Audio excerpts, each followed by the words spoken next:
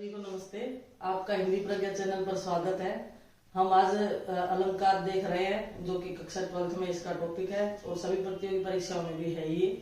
तो अलंकार का शाब्दिक अर्थ होता है आभूषण। आभूषण का क्या अर्थ हुआ? जिस प्रकार से कोई स्त्री बिना आभूषणों के सुंदर नहीं लगती, उसी प्रकार से जो काव्य रचना है वह भी बिना अलंकारों के अच्छी नहीं लगती। ऐसा आचार्य केशवदास ने कहा था। और बहुत सारे विद्वान हैं, लेकिन अलंकार संप्रदाय के प्रवर्तक की जब हम बात करें तो वो भामह जो 6ठी शताब्दी के थे, वो अलंकार संप्रदाय के प्रवर्तक है। अलंकार शुरू करने से पहले कुछ मुख्य जो बातें हैं जरूरी है जाननी, वो देख लेते हैं एक बार। तो अलंकार शोभा, और कार का अर्थ होता है करने वाला, अर्थात शोभा को बढ़ाने वाला। अलंकार की परिभाषा अगर देखें तो ऐसा काव्य, मतलब अलंकार की परिभाषा जब देखते हैं ना, तो उसमें कहते हैं काव्य की शोभा बढ़ाने वाले शब्दों को क्या कहते हैं? अलंकार कहते हैं। साधारण परिभाषा तो यही है सीधी सी, कि काव्य की शोभा बढ़ाने वाले शब्दों को अलंकार कहते हैं। फिर क्योंकि आचार्य ये भामह है, ये अलंकार संप्रदाय के प्रवर्तक है, तो इनकी परिभाषा देखनी भी जरूरी है। तो उन्होंने कहा न कांतमपि निर्भूषम विभाति वनिता मुखम। इसका हिंदी अनुवाद क्या हुआ?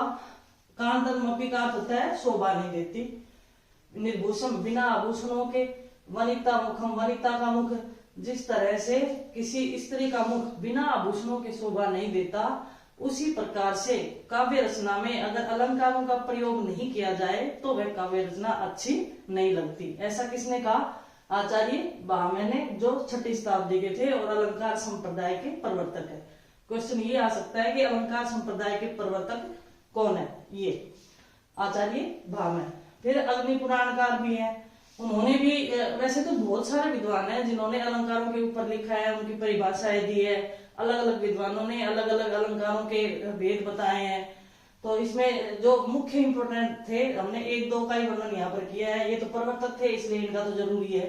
फिर दूसरा अग्नि पुराणकार। अग्नि पुराणकारों ने क्या कहा कि अलंकार रहिता विद्वेव सरस्वती, अलंकारों से रहित अर्थात आभूषणों से रहित, विद्वेव का अर्थ विधवा के समान, सरस्वती का अर्थ काव्य।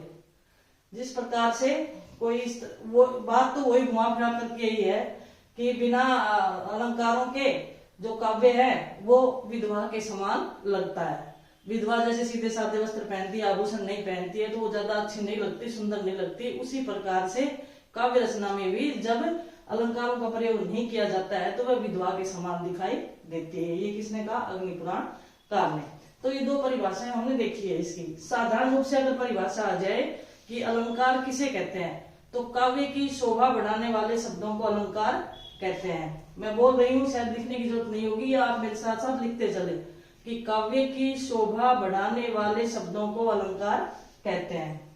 फिर आचार्य भट्टमुनि ने नाट्य शास्त्र में, क्योंकि आचार्य भट्टमुनि ने नाट्य शास्त्र में 4 अलंकारों का वर्णन किया है। जब नाट्य शास्त्र सबसे प्राचीन ग्रंथ है और सबसे पुराने जो आचार्य माने जाते हैं वो आचार्य भट्टमुनि है, तो उन्होंने सिर्फ 4 अलंकारों का वर्णन किया है, वो भी हमें ध्यान रखना जरूरी था।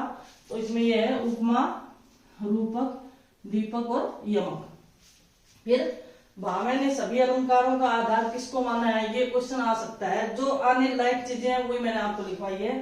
भामह ने सभी अलंकारों का आधार किसे माना है? वक्रोक्ति ने। भामह का वर्णन यहाँ पर मैंने इसलिए किया क्योंकि भामह अलंकार संप्रदाय के प्रवर्तक है, इसलिए इससे संबंधित क्वेश्चन आ सकता है कि भामह ने सभी अलंकारों का आधार किसे माना है? वक्रोक्ति अलंकार को माना है। ये भी एक अलंकार का ही नाम है। फिर अलंकार केवल साधन है, साध्य नहीं, ये भी आ सकता है, क्योंकि अलंकार केवल साधन है। साधन का अर्थ क्या हुआ कि कविता करते हैं तो अलंकार को एक साधन के रूप में प्रयुक्त होना चाहिए। ऐसा नहीं होना चाहिए कि बिना अलंकारों की कविता नहीं हो सकती, क्योंकि जो आधुनिक कवि है वो तो बिना अलंकारों की कविता रच रहे हैं। तो जो प्राचीन समय में था कि भाई बिना अलंकारों की कविता नहीं हो सकती, ऐसा तो पहले मानते थे, लेकिन अब ऐसा नहीं है, प्रवृत्ति बदली है। तो सिर्फ साधन के रूप में प्रयुक्त होना चाहिए, यानी कि स्वाभाविक रूप से अगर अलंकार आ रहे हैं तो वो ठीक है, लेकिन जबरदस्ती अलंकारों को उसमें ठूसना नहीं चाहिए, जबरदस्ती प्रयोग नहीं करना चाहिए। तो ये सिर्फ साधन मात्र है, साध्य नहीं है। साध्य का अर्थ होगा कि भाई ऐसा नहीं है कि बिना अलंकारों की काव्य रचना हो ही नहीं सकती, जबरदस्ती उसको ठूसा जाए। इससे जो कविता का जो मूल भाव होता है वो सारा समाप्त हो जाता है, अगर किसी चीज का जबरदस्ती प्रयोग कर दिया जाए तो। इसलिए केवल साधन मात्र है, साध्य नहीं है, तो ये ध्यान रखें। फिर देखते हैं एक बार, देखो अलंकार शब्द का शाब्दिक अर्थ क्या हुआ। शाब्दिक अर्थ तो है आभूषण, ये याद रखे भाई, ये आ भी सकता है छोटे क्वेश्चनों में, तो ये बिल्कुल आने लायक क्वेश्चन है कि अलंकार शब्द का शाब्दिक अर्थ क्या है, आभूषण। अब अलंकार शब्द अलम और कार दो शब्दों के योग से बना है। अलंकार शोभा और कार का अर्थ करने वाला, अर्थात शोभा को बढ़ाने वाला। अर्थात परिभाषा क्या होगी कि काव्य की शोभा बढ़ाने वाले शब्दों को अलंकार कहते हैं। सीधी सी परिभाषा ये होगी। या तो आप लिख सकते हैं साथ साथ में, या मैं यहां पर लिख देती हूँ, काव्य की शोभा बढ़ाने वाले शब्दों को, काव्य की शोभा बढ़ाने वाले शब्दों को अलंकार कहते हैं। शब्दों को अलंकार कहते हैं। अगर सीधी परिभाषा आती है, सिर्फ अलंकार की परिभाषा पूछे तो यही बतानी है, अपने सीधे से बतानी है। हाँ भावे के अनुसार पूछ ले तो फिर ये बतानी है आपको, लेकिन भावे के अनुसार नहीं आएगी आपके 12वीं तक, तो सीधी परिभाषा ही आ सकती है कि काव्य की शोभा बढ़ाने वाले शब्दों को अलंकार कहते हैं। नए कांतरमपि निर्भूषम विभाति वनिता मुखम, ये आचार्य भावे ने कहा था। इसका अर्थ मैं बता दिया आपको। अलंकार रहिता विवेक सरस्वती अग्नि पुराणकारी परिभाषाएं आपके नहीं आएंगे। फिर भट्ट मुनि ने नाट्य शास्त्र में कितने अलंकारों का वर्णन किया, 4 का किया। कौन कौन से किए ये भी याद रखो, 4 का किया है। और उपमा, रूपक, दीपक और यमक 4 का वर्णन किया है। भावे ने सभी अलंकारों का आधार किसे माना, ये क्वेश्चन आ सकता है यहाँ से। इस सभी अलंकारों का आधार भावे ने वक्रोक्ति को माना है, क्योंकि अलंकार संप्रदाय के प्रवर्तक हैं, इसलिए इनका आ सकता है। अलंकार केवल साधन है, साध्य नहीं है। साधन का अर्थ जहां पर जरूरी है, यानी कि जहां जरूरत पड़ रही है, आराम से जिसका प्रयोग हो रहा है वो तो कर लिया जाए, लेकिन जबरदस्ती ठूसा नहीं जाए, साध्य नहीं है। ये इसका अर्थ हो गया। अब आगे देखते हैं अलंकार के भेद, और फिर जो आपके 12वीं में आए हुए हैं कौन कौन से अलंकार है उसका ही अध्ययन हम करेंगे। अलंकार के भेद, अलंकार की हमने परिभाषा देखी। अलंकार के भेद कितने होते हैं। अलंकार 3 प्रकार के होते हैं, शब्दालंकार, अर्थालंकार और उभयालंकार। पहला है शब्दालंकार। शब्दालंकार का मतलब काव्य पंक्ति में जहां शब्दों के माध्यम से काव्य सौंदर्य का बोध हो। काव्य पंक्ति में यानी कि किसी भी कविता में जब शब्दों के माध्यम से काव्य सौंदर्य का बोध हो, अर्थात शब्द के स्थान पर अगर उसका पर्यायवाची रख दिया जाए, किसी शब्द के स्थान पर उसका पर्यायवाची रख दिया जाए तो क्या है कि काव्य सौंदर्य समाप्त हो जाता है। वहां पर शब्दालंकार होता है शब्दों के माध्यम से। अब शब्दालंकार है कौन कौन से, ये विशेष रूप से याद रखे, कि कौन कौन से शब्दालंकार है। अनुप्रास, यमक, श्लेष, वक्रोक्ति, पुनरुक्ति, प्रकाश, ये आपके सिलेबस में आए। तो ये शब्दालंकार है। क्वेश्चन यहाँ से आता है कि शब्दालंकार कौन कौन से है। 3 नाम शब्दालंकार के दे दिए, एक अर्थालंकार में से दे दिया, और पूछ ले कि कौन सा यहाँ पर शब्दालंकार नहीं है। दूसरा अर्थालंकार, दूसरा भेद क्या है, अर्थालंकार। जहां अर्थ के माध्यम से काव्य सौंदर्य का बोध हो उसे अर्थालंकार कहते हैं। जहां पर अर्थ के माध्यम से, परिभाषाएं सीधी सी है, परिभाषाएं आती भी नहीं है, ये पूछ सकते हैं तो शब्दालंकार कौन कौन से हैं या अर्थालंकार कौन कौन से हैं, या कोई काव्य पंक्ति देखकर उसमें अलंकार पूछ लिया कि कौन सा है, या फिर सीधे ही अलंकार की परिभाषा उदाहरण सहित लिखो। इस तरह से क्वेश्चन आएंगे। तो जहां अर्थ के माध्यम से काव्य सौंदर्य का बोध हो उसे अर्थालंकार कहते हैं। अर्थालंकार कौन कौन से हैं, उपमा, रूपक, उत्प्रेक्षा, विरोधाभास, और जैसे असंगति अलंकार है, बहुत सारे। यानी कि अर्थालंकार तो जितने भी आपके विशेष हिंदी में लगे हुए हैं, हिंदी साहित्य में लगे हुए, वो सारे अलंकार भी अर्थालंकार ही लगे हुए हैं। ये सारे अलंकार अर्थालंकार आएंगे। फिर तीसरा होता है इसका भेद, उभयालंकार। ये क्वेश्चन आ सकता है कि अलंकार के भेद कितने हैं या कितने प्रकार के अलंकार है, नाम कौन कौन से हैं। तो शब्दालंकार, अर्थालंकार और उभयालंकार। उभयालंकार जहां शब्द और अर्थ दोनों के माध्यम से काव्य सौंदर्य का बोध हो उसे उभयालंकार कहते हैं। ये आपके सिलेबस में नहीं है, लेकिन ये तो पूछ ही सकते हैं कि भाई अलंकार कितने प्रकार के होते हैं। जहां शब्द व अर्थ दोनों के माध्यम से काव्य सौंदर्य का बोध हो उसे उभयालंकार कहते हैं। एक बार फिर समझ रहे, अलंकार 3 प्रकार के होते हैं, शब्दालंकार, अर्थालंकार और उभयालंकार। शब्दालंकार कहाँ पर होते हैं, जहां पर शब्द के माध्यम से काव्य सौंदर्य का बोध होता है वहां पर शब्दालंकार होता है। अगर शब्द के स्थान पर उसका पर्यायवाची रख दिया जाए तो सौंदर्य समाप्त हो जाता है, यानी कि वो शब्दालंकार नहीं रह जाता है। दूसरा अर्थालंकार। अर्थालंकार काव्य पंक्ति में जब शब्द के आधार पर नहीं, उसके अर्थ के आधार पर काव्य सौंदर्य का बोध हो तो वहां अर्थालंकार होता है। अब क्वेश्चन ये है कि शब्दालंकार कौन कौन से हैं, तो अनुप्रास है, यमक है, श्लेष है, पुनरुक्ति है, पुनरुक्ति प्रकाश है, वक्रोक्ति है, पुनरुक्ताव भास भी है, एक चित्र अलंकार भी होता है, लेकिन वो आपके सिलेबस में नहीं है तो मैंने नाम नहीं लिखे यहाँ पे। फिर अर्थालंकार कौन कौन से हैं, उपमा है, रूपक है, उत्प्रेक्षा, विरोधाभास, असंगति अलंकार और बहुत सारे अलंकार इसके अंदर सम्मिलित है जो आपकी हिंदी साहित्य किताब में। इसके अलावा भी बहुत सारे हैं क्योंकि अलंकारों की संख्या बहुत ज्यादा है, आपके तो कुछ 2-4 दे रखे हैं। उभयालंकार, जहाँ शब्द अर्थ दोनों के माध्यम से काव्य सौंदर्य का बोध हो उसे उभयालंकार कहते हैं। उभयालंकार आपके सिलेबस में नहीं दे रखा है इसलिए मैंने इसको यही छोड़ दिया है। तो ये अलंकार भेद। अब एक एक करके अलंकार पढ़ेंगे। सबसे पहले हम देखते हैं अनुप्रास अलंकार। देखते हैं अनुप्रास अलंकार। हम पढ़ रहे हैं अलंकार। इसका पहला अलंकार क्या है आपके, अनुप्रास अलंकार। काव्य पंक्ति में जब किसी एक ही वर्ण की आवृत्ति बार बार हो, एक से अधिक बार हो। आवृत्ति का अर्थ होता है बार बार होना। काव्य पंक्ति में जब किसी एक ही वर्ण की आवृत्ति बार बार हो, ध्यान से सुने, शब्द नहीं कह रही मैं, यहाँ पर वर्ण कह रही हूँ। एक ही वर्ण की आवृत्ति, शब्द की आवृत्ति करते ही तो गलत हो जाएगा आपका। वर्ण की आवृत्ति बार बार हो उसे अनुप्रास अलंकार कहते हैं। जैसे भगवान भक्तों की भयंकर बुरी बीती भगई। अब देखो यहाँ पर वह वर्ण की आवृत्ति यहाँ पर एक से अधिक बार हुई है।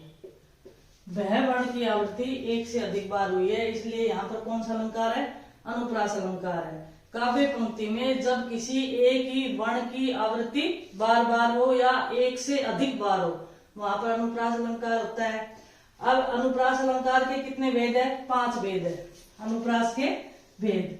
पहला है छेकानुप्रास, श्रुत्यानुप्रास, वृत्यानुप्रास, अंत्यानुप्रास और लाटानुप्रास।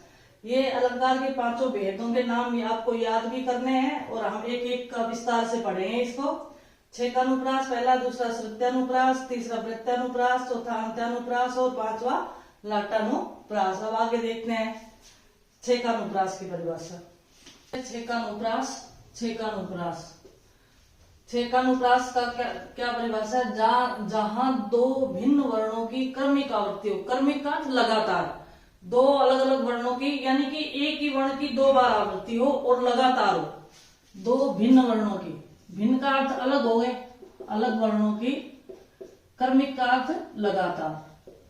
क्रमिक का अर्थ क्या हो गया, लगातार।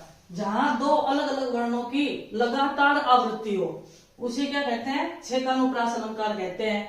यह विदग्ध या चतुर जनों का अलंकार माना जाता है। चतुर जन यानी कि जो ज्यादा चतुर है, अपने आप में ज्यादा होशियार मानते हैं, वो लोग कविताओं में इसका प्रयोग करते हैं, इसलिए ये विदग्ध या चतुर जनों का अलंकार माना गया है। ये क्वेश्चन आ सकता है कि चतुर जनों का, चतुर लोगों का अलंकार कौन सा है, चतुर कवियों का अलंकार कौन सा है, तो छेकानुप्रास। अब देखो उदाहरण, कानन कठिन भयंकर भारी। यहाँ पर कै वर्ण की आवृत्ति, कै वर्ण की आवृत्ति, यानी कि एक ही वर्ण की आवृत्ति 2 बार हुई है और 2 भिन्न वर्णों की। अब भयंकर भारी, भय वर्ण की आवृत्ति 2 बार हुई यहाँ पर और कै वर्ण की आवृत्ति 2 बार हुई है। कर्मिक का लगातार हो गई, कै वर्ण की आवृत्ति 2 बार हुई, फिर भय वर्ण की आवृत्ति 2 बार हो गई। घोर गाम हिम बार बयारी। अब घोर गाम यहाँ पर घ वर्ण की आवृत्ति 2 बार हुई, फिर बार बयारी में, बार में और बे में, यहाँ पर इस बै वर्ण की भी आवृत्ति 2 बार हो गई, यहाँ पर घ वर्ण की आवृत्ति 2 बार हो गई। तो जहां पर एक ही वर्ण की आवृत्ति 2 बार हो और लगातार 2 वर्णों की आवृत्ति लगातार हो, वहां पर छेकानुप्रास अलंकार होता है। आगे देखो, अति आनंद मगन महतारी। देखो यहाँ पर भी ए और ए वर्ण की आवृत्ति यहाँ पर हो गई, मगन महतारी में मैं वर्ण की आवृत्ति 2 बार हो गई। अलग अलग दोनों वर्ण है, ए अलग है और मैं अलग है, दोनों की 2-2 बार आवृत्ति हुई है। फिर आगे देखें अगला, बसो मेरे नैनन में नंदलाल। यहाँ पर नए वर्ण की आवृत्ति और यहाँ नए वर्ण की आवृत्ति। फिर मोहनी मूर्ति, मैं वर्ण की और मैं वर्ण की आवृत्ति 2 बार। सांवली सूरत, सह वर्ण की आवृत्ति 2 बार हुई है। तो यहाँ पर इसलिए क्योंकि एक ही वर्ण की आवृत्ति जहां पर क्रमिक रूप से, लगातार रूप से 2 बार हो जाती है, वहां पर छेकानुप्रास अलंकार होता है। फिर समझे, जहां 2 भिन्न वर्णों की आवृत्ति लगातार होती है उसे छेकानुप्रास अलंकार कहते हैं। यह विदग्ध लोगों का या चतुर कवियों का, चतुर जनों का तात्पर्य चतुर कवियों का अलंकार माना गया है। उदाहरण देखिए, कानन कठिन भयंकर भारी में कै वर्ण की आवृत्ति 2 बार है, इधर भयंकर भारी में भय वर्ण की आवृत्ति 2 बार है। घोर घाम में घ वर्ण की आवृत्ति 2 बार है। यहाँ पर बार बयारी में भी 2 बार आवृत्ति हुई वह शब्द की, वह वर्ण की, शब्द नहीं वर्ण। अति आनंद, इसमें ए वर्ण की आवृत्ति 2 बार हुई है। यहाँ पर मगन महतारी में 2 बार मैं वर्ण की आवृत्ति। बसो मेरे नैनंद में नंदलाल, इसमें नय वर्ण की आवृत्ति 2 बार है। फिर मोहनी मूर्ति, मैं वर्ण की आवृत्ति 2 बार है। सामली सूरती, इसमें भी 2 बार है से वर्ण की आवृत्ति। तो जहां पर एक ही वर्ण की 2 बार आवृत्ति होती है और इस तरह से लगातार यानी कि 3-4 बार अगर होगी तो वो और भेद में आएगा, लेकिन यहाँ तो एक वर्ण की आवृत्ति 2 बार होगी, वहीं पर 6 का अनुप्रास अलंकार होता है। समझ में आया होगा। अब इसका अगला भेद पढ़ते हैं, दूसरा अलंकार का तीसरा भेद देखते हैं। दूसरा है अंत्यनुप्रास। अंत्यनुप्रास यानी कि जहां किसी छंद के चरणों के अंत में एक ही ध्वनि या एक ही वर्ण की आवृत्ति हो। ध्वनि का तात्पर्य तो जैसी मात्रा होगी वैसी ध्वनि निकलती है, और एक जैसे वर्ण यानी कि मात्राएं एक जैसी होनी चाहिए, वहां पर अंत्यनुप्रास अलंकार होता है। अंत्यनुप्रास यानी कि अंत में अनुप्रास, लाइनों के या छंदों के या चरणों के अंत में अनुप्रास। देखो, तज प्राणों का मोह आज सब मिलकर आओ, मातृभूमि के लिए मिलकर अलख जगाओ। अब यहाँ पर जो ओ वर्ण है ये बराबर है, समान मात्रा है। जब मात्राएं गिनते हैं छंदों में, जब मात्राएं गिनते हैं तो बराबर मात्राएं आनी चाहिए। ऐसा नहीं वर्ण कोई जरूरी नहीं है, लेकिन जो ये मात्रा है लास्ट की ये बराबर आनी चाहिए।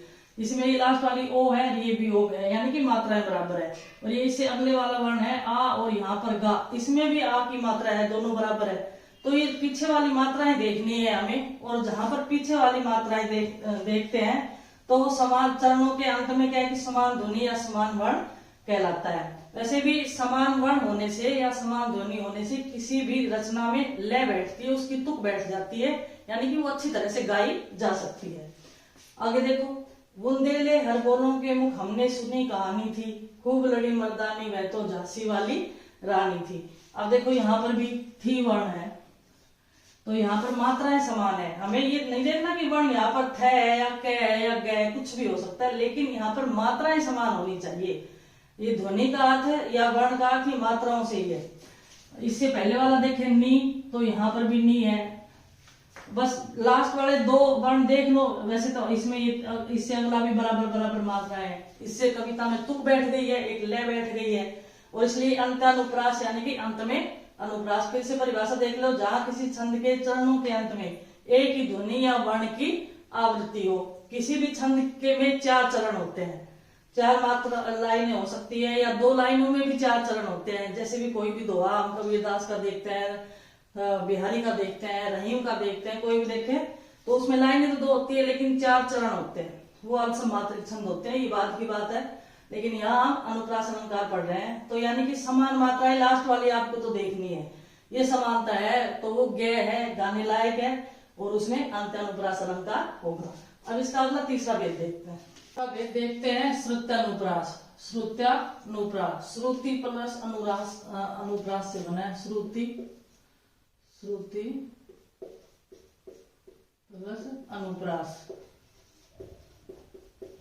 श्रुति प्लस अनुरास से, यानी कि सुनने में समान हो, सुनने में समानता हो। श्रुति प्लस अनुरास। देखो, जहां एक ही उच्चारण स्थान से उच्चरित होने वाले वर्णों की आवृत्ति हो, एक ही उच्चारण स्थान से उच्चरित होने वाले वर्णों की आवृत्ति हो। अब उच्चारण स्थान कौन से हैं? एक जैसे कि कंठ है ना, तो इसमें कौन कौन से वर्ण उच्चारण होते हैं? ये ए आ, ये तो दोनों स्वर है।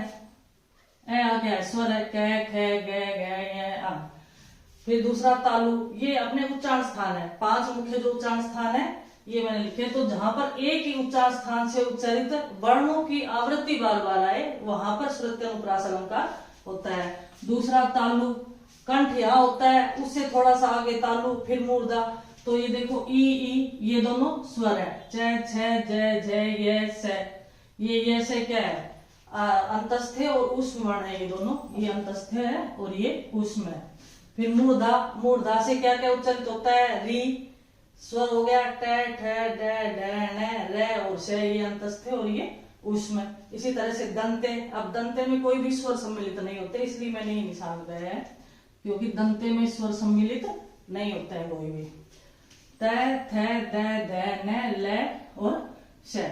फिर ओष्ठे में उ प फ ब भ मैं, ये भी स्वर है ऊ, पै फै बै भै में। मैंने ये सारा आपको नहीं लिखवाया। जब मैंने वर्ण विचार की क्लास करवाई थी तो उसमें बहुत ही विस्तार से मैंने सारा आपको बता रखा है। यहाँ तो जितना अपने काम आना था उतना ही मैंने लिखवाया है। तो यानी कि जहां पर एक ही उच्चारण स्थान से, यानी कि कंठ से कोई उच्चारण, तो इसमें जो जो वर्ण आए कंठे में उनकी ध्वनि आएगी, उन वर्णों में ज्यादातर उनका प्रयोग होगा। ऐसा नहीं कि पूरा का पूरा उन्हीं का प्रयोग हो, लेकिन ज्यादा से ज्यादा वर्ण किसके आएंगे, इसी के आएंगे। अगर कोई दंते की होगी तो इसमें दंते में जो वर्ण सम्मिलित है उन्हीं का बार बार उच्चारण होगा, बार बार वही वर्ण आएंगे। तो इसलिए कहा कि एक ही उच्चारण स्थान से उच्चारित होने वाले वर्णों की जहां पर आवृत्ति होती है वो श्रुत्यानुप्रास, अर्थात सुनने में समानता, सुनने में एक जैसे वर्णों की आवृत्ति हो। अब देखो उदाहरण, दीनानाथ था, थे दीनानाथ डूबते, इसमें कौन से वर्णों की आवृत्ति है, द, न, त। कौन से वर्णों की आवृत्ति, देखो द, न, त। यहाँ पर दैरा, नैरा, तैरा, थे दीनानाथ डूबते, यानी कि दंते वर्णों की आवृत्ति यहाँ पर है। ये भी दै वर्ण है, ये भी दंते हैं, ये भी दंते, ये सारे दंते वर्णों का प्रयोग हुआ है। इसमें सभी दंते वर्णों का प्रयोग हुआ है। इसलिए कहा कि ये दंते उच्चारण स्थान से उच्चरित वर्णों का प्रयोग।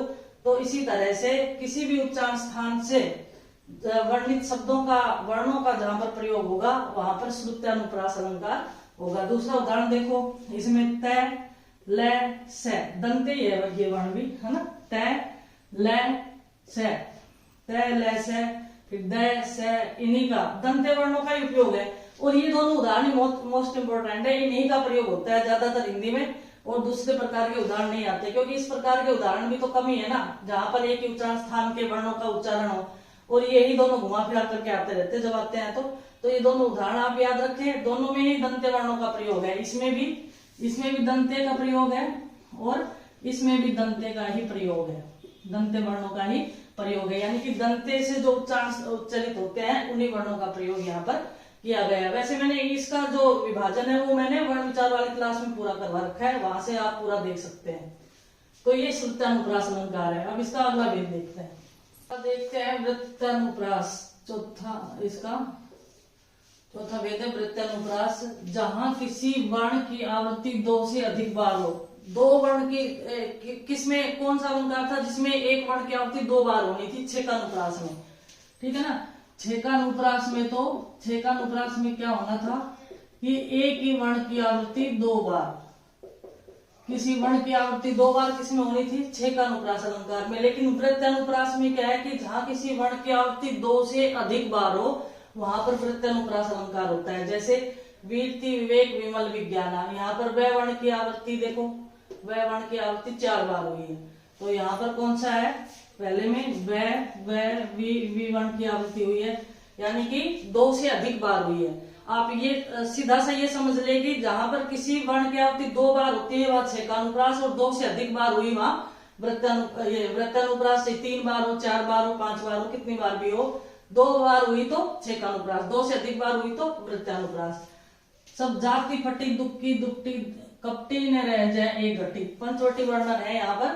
तो इसमें देखो ट वर्ण की आवृत्ति देखिए, दुक्की, दुपटी, कपटी न रह जाए एक घटी, ट वर्ण की आवृत्ति कई बार हुई है, इसलिए यहाँ पर वृत्तानुप्रास अलंकार है। अगला उदाहरण देखे, तरनी, तनुजा, तट, तमाल, तरोवर, बहुछाए, यहाँ पर भी त वर्ण की आवृत्ति बार बार हो रही है, यानी कि 2 से अधिक बार हुई है। और जहां पर 2 से अधिक बार हो जाएगी वहां पर वृत्तानुप्रास, जहां पर किसी वर्ण की आवृत्ति 2 बार ही होगी वहां पर छेकानुप्रास, ये विशेष बात याद रखें।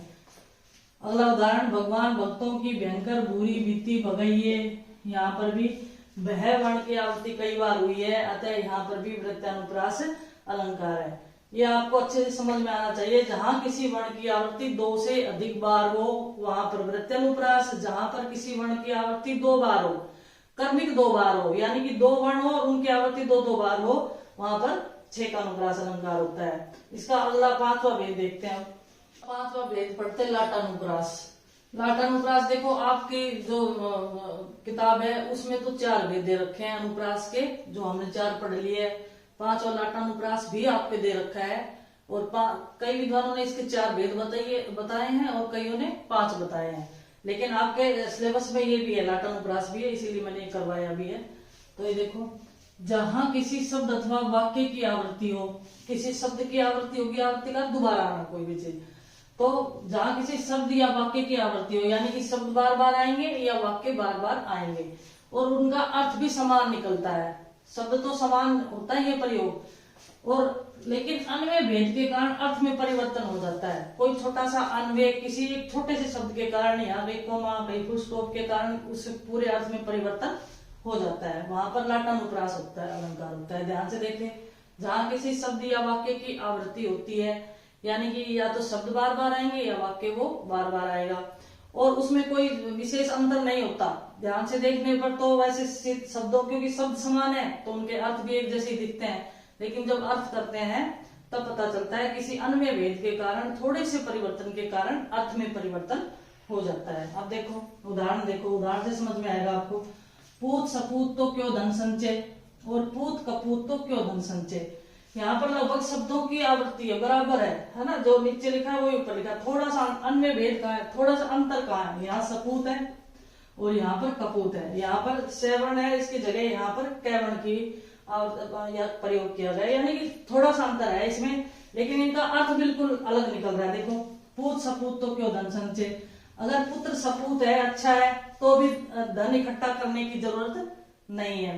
पूत कपूत तो क्यों धन संचय, और अगर पुत्र बुरा है, कपूत है, तो भी धन इकट्ठा करने की जरूरत नहीं है। क्यों नहीं है, कि सपूत होगा तो वो खुद ही कमा लेगा धन, उसके लिए इकट्ठा करने की जरूरत नहीं है, और कपूत होगा तो वह आपके कमाए हुए धन को भी बर्बाद कर देगा। तो इस तरह से यहाँ पर थोड़ा सा परिवर्तन है ऐसे और कैवर्ण में, बाद बाकी शब्दों की, यानी कि पूरे शब्दों की आवृत्ति एक जैसी है, एक जैसे शब्द हमें दिखाई दे रहे हैं यहाँ पर। दूसरा उदाहरण देखें, वे घर है वन ही सदा, झ है बंधु वियोग।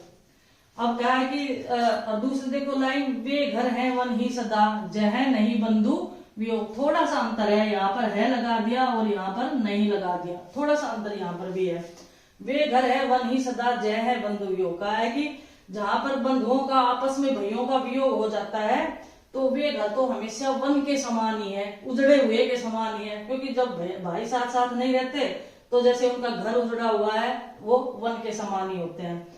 वे घर है वन ही सदा, जह नहीं बंधु वियोग। और जहां पर बंधुओं का वियोग नहीं होता, वे वन ही घर के समान है। इसका अर्थ कैसे निकल रहा है, थोड़े से है और नहीं में ही पूरा अर्थ बदल दिया है। वे घर है वन ही सदा, जय है बंधु वियोग। जहां पर भाइयों का आपस में वियोग हो जाता है, वे तो घर ही वन के समान है, और जहां पर भाइयों का वियोग नहीं होता, वे तो वन भी घर के समान है। इस तरह से इसका अर्थ आएगा। देखो एक छोटा सा उदाहरण और मैं आपको लिखवाती हूँ। ये देखिए, ईश्वर है, ईश्वर है, और दूसरा ईश्वर है। इसमें शब्द समान, ये जो शब्द है वो बिल्कुल समान है, कोई अंतर नहीं है। थोड़ा सा अन्य भेद कहाँ पर है, यहाँ तो देखो फुल स्टॉप पूरा वाक्य है और यहाँ प्रश्नवाचक चिन्ह है। इससे आपको क्या अर्थ समझ में आ रहा है इसका, ईश्वर है यानी कि यहाँ आस्तिक भाव है। कोई भी माने कि हाँ ईश्वर है, यहाँ तो आस्तिक भाव की अनुभूति है, आस्तिक भाव की अनुभूति है ना, ईश्वर को मानने वाले की कहते कि हाँ ईश्वर तो है, और ईश्वर है यहाँ पर प्रश्नवाचक चिन्ह है, अर्थात क्या ईश्वर है, कोई पूछना हाँ ईश्वर है क्या, यानी कि नेगेटिव भाव की, नास्तिक भाव की अनुभूति है, यहाँ पर नास्तिक भाव की अनुभूति है। तो इन शब्दों में भी अर्थ में अंतर आ रहा है। सिर्फ पीछे लगाने से, प्रश्नवाचक चिन्ह लगाने से और सीधी खड़ी पाई लगाने से भी शब्दों के अर्थ में परिवर्तन हो गया है। यहाँ पर आस्तिक भाव की अनुभूति है और यहाँ पर नास्तिक भाव की अनुभूति है। तो ये आपका लाटानुप्रास अलंकार आपकी परीक्षा में ये मतलब आते हैं। अनुप्रास के कहीं 4 भेद दे रखे हैं, कहीं 5 भेद दे रखे हैं, आपके 5 भेद दिए गए हैं। ये लाटानुप्रास है। अब इसकी ध्यान से परिभाषा देख ले फिर से। जब किसी शब्द या वाक्य की आवृत्ति हो, शब्दों की आवृत्ति हमने यहाँ पर करके देख ली और इसका अर्थ अलग अलग निकल रहा है थोड़े से अन्वय भेद के कारण। दूसरा उदाहरण ये, पूत सपूत तो क्यों धन संचय, पूत कपूत तो क्यों धन संचय। यहाँ पर भी दोनों लाइनों की यानी कि शब्दों की आवृत्ति है, संचय है, धन है, क्यों है, सपूत कपूत, शब्दों की आवृत्ति है सारों में, लेकिन फिर भी इसके अर्थ में बहुत बड़ा परिवर्तन हो गया है। इसी तरह से ये यहाँ पर भी समान शब्दों की आवृत्ति है और अर्थ में परिवर्तन हो जाता है। तो ये आज आपका अनुप्रास अलंकार पूरा हुआ है। कल की क्लास में हम आगे जो आपके और शब्दालंकार दे रखे हैं वो करवाएंगे। धन्यवाद सभी को।